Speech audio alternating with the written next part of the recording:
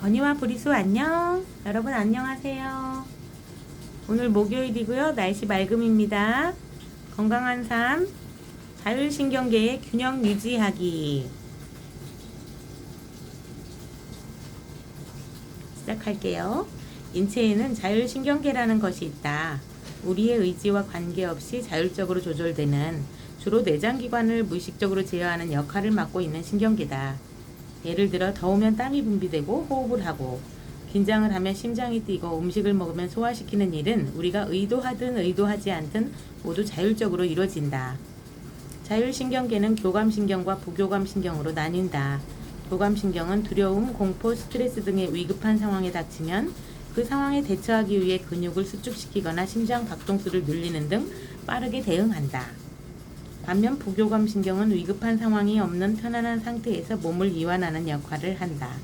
따라서 스트레스를 받아 신경이 곤두선 상황에서는 교감신경이, 편안히 쉬는 휴식을 취할 때는 부교감신경이 활성화된다.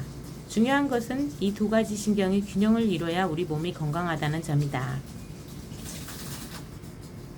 교감신경과 부교감신경은 마치 시소놀이와 같이 교감신경이 위축되면 부교감신경이 활성화되고, 부교감신경이 활성화되면 교감신경이 위축된다. 시소의 양끝에 앉은 교감신경과 부교감신경이 사이좋게 올라갔다 내려갔다 하는 모습이 가장 이상적인 상태다.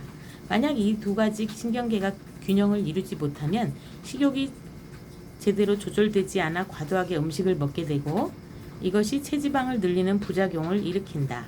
만약 교감신경이 지나치게 우세해 항진 상태가 되면 소화기능이 감퇴하고, 그로 인해 먹은 음식을 제대로 소화시키지 못해 체지방이 쌓인다. 이렇게 체지방이 쌓이면 고혈압까지 유발되기 때문에 혈관 건강이 저하될 수밖에 없다. 혈관 건강을 지키려면 자율신경계의 균형을 유지하는 생활을 해야 한다. 어떤 일에 몰입하거나 스트레스를 받는 등 몸과 마음이 지나치게 긴장했다면 교감신경이 활성화된 상태다. 이때는 반신욕이나 족욕을 15에서 20분 정도 해서 부교감신경을 활성화해야 한다. 교감신경이 활성화되면 몸이 차가워지고, 몸을 따뜻하게 만들면 부교감신경이 활성화되기 때문이다. 음식 섭취로도 부교감신경을 활성화할 수 있다. 생선, 닭고기 등에 풍부한 비타민 B군과 브로콜리, 시금치 등 녹황색 채소에 풍부한 마그네슘을 섭취하면 부교감신경이 활성화된다. 일반적으로 운동은 교감신경을 활성화하는데, 요가, 명상, 태극권 등 비교적 정적인 운동은 부교감신경을 활성화시킨다. 특히 명상은 짧은 시간 안에 빠르게 교감신경을 안정시키고 부교감신경을 활성화한다. 반대로 교감신경을 활성화하려면 홍차나 커피를 줄이고 등산, 수영, 달리기, 복싱 등의 운동을 등에 땀이 나도록 해야 한다. 고혈압 등의 질병이 없다면 일시적으로 짜게 먹는 것도 나쁘지 않다.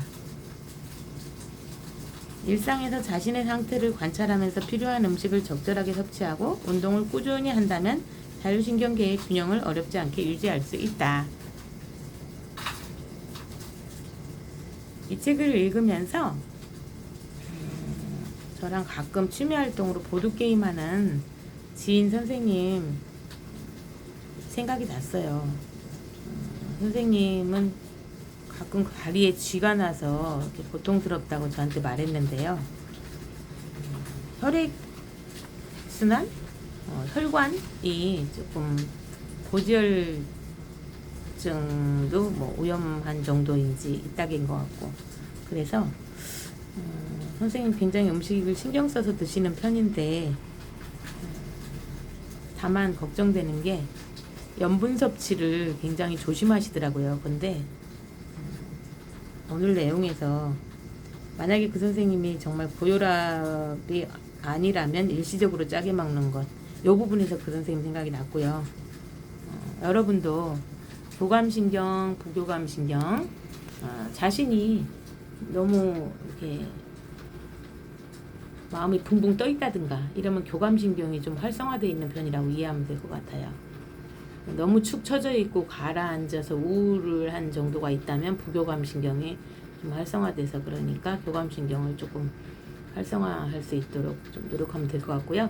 내일은 제가 교감신경, 부교감신경 활성화시키는 손가락 지압에 대해서 읽어드리도록 할게요. 여러분, 오늘 즐겁고 평화로운 목요일 보내세요. 건아, 보리스야, 잘 지내? 또 만나자.